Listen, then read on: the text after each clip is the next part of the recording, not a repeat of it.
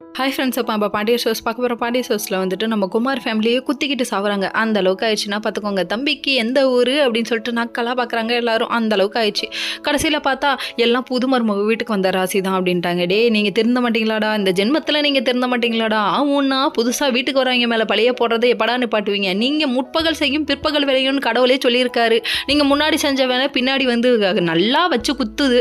இதில் ஏன்டா இப்படி பண்ணுறீங்க அப்படிங்கிற மாதிரி ஆயிடுச்சு. சரி விடுங்க, நீ என்ன சொன்னாலும் நான் ரியாக்ட் பண்ண மாட்டேன், படா சொட்ட மண்டையா வழுக்கத்தலையா அப்படின்னு சொல்லிட்டு ரியாக்ஷன் வேற மாதிரி விட்டுட்டு இவங்க கிளம்பி உள்ள போறாங்க.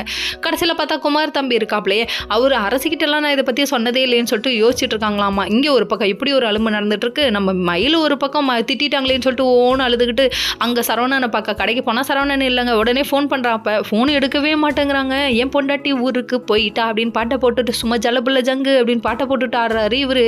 நல்லா வருவப்பா நீ. கடைசியில் தங்கமயில் ஃபோன் பண்ணி எடுக்கலன்னு கடையில் ஒருத்தவங்க ஃபோன் பண்ணி எடுத்ததுக்கு கடையில் நான் இருக்கேன் மாமான்னு சொல்ல என்னை சுற்றி உயிரவாங்க அதான் சொல்லி திட்டி விட்டு வைக்கிறாங்க. கடைசியில் நம்ம தங்கமயில் எடுக்க போகும் முடிவு என்னன்னு சொல்லிட்டு டைட்டில் வைக்கணும் போல். அந்த அளவுக்கு ஆக போகுது. ஐயோ வேணாமா, எதுவும் வேறு விபரீத விளையாட்டு எதுவும் பண்ணிடாதாமா அப்படிங்கிற மாதிரி இருக்குது. இதெல்லாம் ஒரு பக்கம் இருக்க ஆளுக்கு ஒவ்வொரு பிரச்சனை அப்படிங்கிற மாதிரி செந்தில் ஒரு பக்கம்னு உட்காந்துருக்கிறத பார்த்த மீனா என்னாச்சுங்கன்னு சொல்லி கேட்க கடைசியில் பார்த்தா இவங்க 10 லட்சத்தை ஆட்டை போட்ட விஷயத்த தப்புன்னு சொல்லி கொடுக்குறாங்க. நீ இப்போ சொல்கிறியா, நான் போய் உங்கள் பாட்ட சொல்லட்டுமா சொல்லிட்டு மிரட்டா, நீ சொல்லிடுவியா, ஓ தைரியமான ஆளாச்சே போய் சொல்லி தான் பாரு அப்படிங்கிற மாதிரி ரியாக்ஷன் விடுறா நம்ம செந்திலுக்கு இவ்வளோ கோவம் வருமா, அடேங்கப்பா. இந்த 10 லட்சத்தை ஏமாந்தினா அதுக்கப்புறம் இருக்கு மாப்பு வச்சுட்டான் ஆப்புன்னு பாண்டியன் வச்சு குத்துவார். Okay friends, next